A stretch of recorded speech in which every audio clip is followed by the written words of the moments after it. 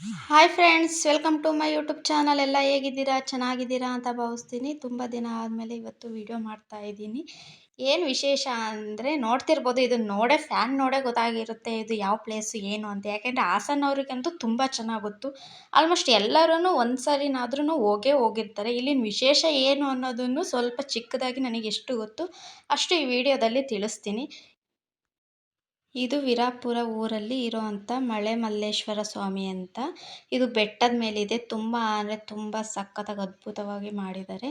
ಅದು ಬೆಟ್ಟದ ಮೇಲೆ ಮಾಡಿರೋದು. ಮುಂಚೆ ಇಲ್ಲಿ ಮೇಲ್ಗಡೆ ಬರೋದಕ್ಕೆ ರೋಡೇ ಇರಲಿಲ್ಲ. ಇವಾಗೆಲ್ಲ ತುಂಬ ರೋಡೆಲ್ಲ ಚೆನ್ನಾಗಿ ಮಾಡಿದ್ದಾರೆ. ಅಂದರೆ ವೆಹಿಕಲ್ ಎಲ್ಲ ಮೇಲೆ ಬರ್ಬೋದು, ಆ ಥರ ಇದೆ. ಮುಂಚೆ ಆ ಥರ ಇರಲಿಲ್ಲ. ಫುಲ್ಲು ಕಾಡು. ಅಂದರೆ ಕಾಲ್ನಡಿಗೆಯಲ್ಲಿ ಮೇಲೆ ನಡ್ಕೊಬಂದು ಪೂಜೆ ಎಲ್ಲ ಮಾಡ್ಕೊಂಡು ಹೋಗ್ಬೇಕಿತ್ತು. ಅದ್ರ ಮೇಲೆ ನಿಂತ್ಕೊಂಡು ನೋಡಿದ್ರೆ ವ್ಯೂ ಈ ಥರ ಕಾಣುತ್ತೆ. ಸಖತ್ತಾಗಿ ಅದ್ಭುತವಾಗಿ ಕಾಣುತ್ತೆ. ನೀವು ನೋಡ್ತಿರ್ಬೋದು ಎಷ್ಟು ಚೆನ್ನಾಗಿದೆ ಅಂತ. ಮತ್ತು ಮೇಲೆ ಇಲ್ಲಿ ಶಿವನ ಸ್ಟ್ಯಾಚು ಥರ ಮಾಡಿದ್ದಾರಲ್ಲ, ಅಲ್ಲಿ ಹೋಗೋದಕ್ಕೆ ಕೂಡ ನಮಗೆ ಆ ಕಡೆ ಈ ಕಡೆ ಮೆಟ್ಲು ಕೂಡ ಮಾಡಿದ್ದಾರೆ. ಹೋಗಿ ಆರಾಮ್ಸೆ ಅಲ್ಲಿ ಮೇಲೆ ನೋಡಿಕೊಂಡು ಬರ್ಬೋದು. ನೋಡ್ತಿರ್ಬೋದು ಎಷ್ಟು ಚೆನ್ನಾಗಾಗಿದೆ ಅಂತ, ಎಷ್ಟು ಚೆನ್ನಾಗಿ ಮಾಡಿದ್ದಾರೆ ಅಂತ. ಇಲ್ಲಿ ಪ್ರತಿ ಹುಣ್ಮೇಲೂ ತುಂಬ ಗ್ರ್ಯಾಂಡಾಗಿ ಪೂಜೆ ಆಗುತ್ತೆ. ಯಾವುದೇ ಹುಣ್ಮೇಲಾದ್ರೂ ನೀವು ಫ್ರೀ ಇದ್ದಾಗ ಒಂದ್ಸಲ ಹೋಗಿಲ್ಲ ಅಂದವರು. ಮತ್ತು ಶಿವರಾತ್ರಿ ದಿನ ನೈಟೆಲ್ಲ ಜಾಗರಣೆ ಇರುತ್ತೆ. ಅವತ್ತು ಮಾರ್ನಿಂಗ್ ಅಂತೂ ಪೂಜೆ ತುಂಬ ಚೆನ್ನಾಗಿರುತ್ತೆ.